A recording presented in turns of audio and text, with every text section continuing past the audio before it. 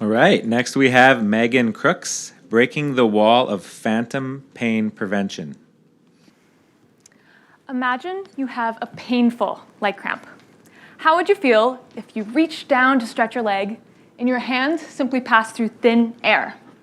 This is the reality for 40 million people worldwide with leg amputations. That's around the population of Canada. This condition is called phantom pain, or pain that haunts the leg even after it's amputated. Right now, patients rely on medical doctors to treat their phantom pain through medication. However, this only works for around 2 million people, the population of Montreal. In fact, research suggests that on average, medication is no more effective than sugar pills to treat phantom pain. Luckily, effective treatment exists that doesn't involve medication.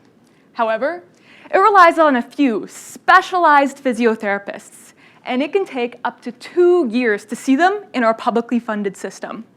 Meanwhile, people with phantom pain are still suffering every single day and are powerless to stop it. My team proposes a solution that'll break down the wall to effective and accessible phantom pain treatment using the power of virtual reality, or VR. It's like a video game that uses a headset to make you feel like you're actually inside of a virtual world. If a patient feels immersed in the virtual world, this VR creates an illusion that brings their phantom leg into reality. And once it's there, they can finally start stretching out their leg and moving it around.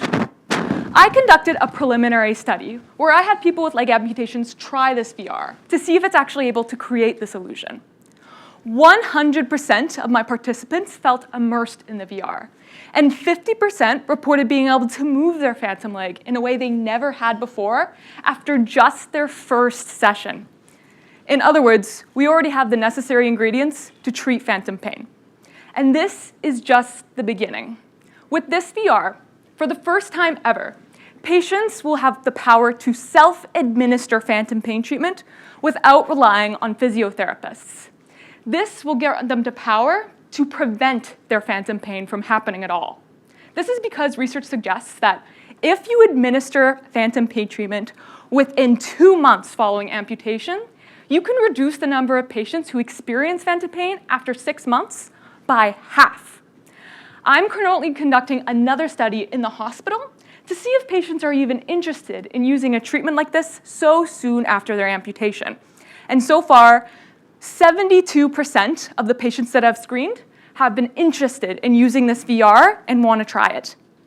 Right now, out of a whole country of patients, only a city the size of Montreal is finding relief.